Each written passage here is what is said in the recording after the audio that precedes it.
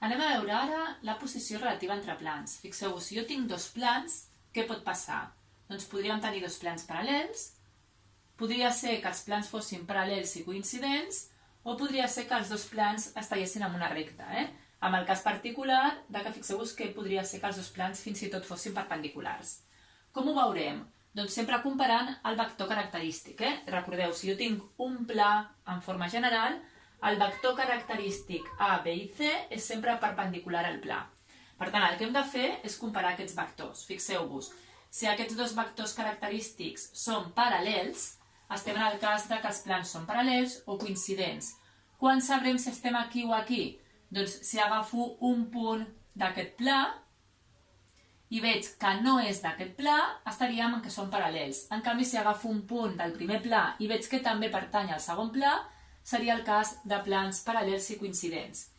En canvi, quan aquests vectors característics no siguin paral·lels, estaríem que són dos plans que estarien en una recta. Si en particular el producte escalar entre aquests dos vectors és 0, doncs vol dir que aquests dos vectors són perpendiculars i per tant els plans serien perpendiculars. Anem a veure dos exemples. Per veure la posició relativa d'aquests plans, el que hem de fer és buscar un vector característic de cada un d'aquests plans. Fixeu-vos, el vector característic del primer pla seria 3 menys 1, 1. I el vector característic del segon pla seria 1, 1 menys 1. Fixeu-vos que aquests dos vectors no són paral·lels, és a dir, N1 no és paral·lel al vector característic del segon pla. No és paral·lel perquè no són vectors proporcionals. Fixeu-vos que 3 dividit entre 1 no em dona el mateix que menys 1 partit entre 1, és diferent. En aquest cas sí que donaria igual que 1 partit entre menys 1, és a dir, aquestes dues coordenades sí que són proporcionals, però amb la primera no. Per tant, els dos vectors característics no són paral·lels i estaríem en aquest cas o en aquest. Quan sé que en particular els plans estallen amb un angle de 90 graus? Doncs faig el producte escalar d'aquests dos vectors, que fixeu-vos que seria 3 per 1, 3, menys 1 per 1, menys 1, 1 per menys 1, menys 1, això dona 1, que és diferent de 0.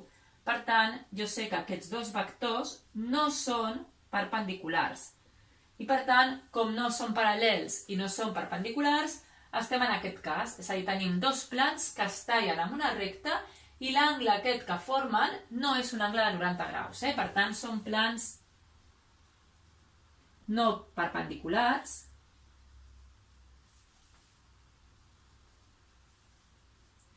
i que es tallen en una recta. Seria aquest cas d'aquí.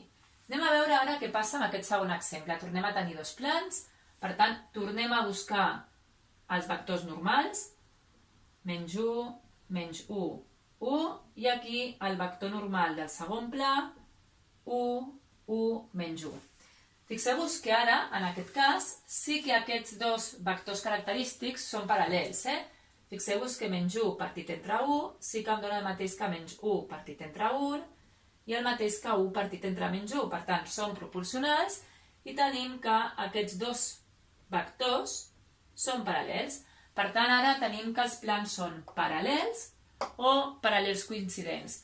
Com sabem si estem aquí o aquí? Doncs agafem un punt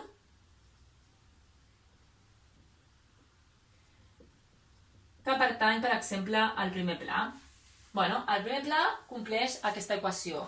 Doncs suposem, per exemple, que la z és 0, que la i és 0, i busquem la x. Doncs em quedaria menys x menys 1 igual a 0. I per tant la x seria menys 1.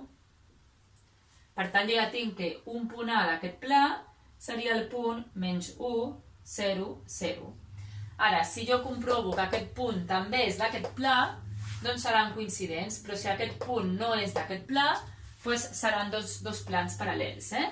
I per tant, ara comprovem, anem al segon pla i substituïm amb les coordenades menys 1, més 0, menys 0, més 2. Fixeu-vos que això no dona 0. Per tant, són plans paral·lels.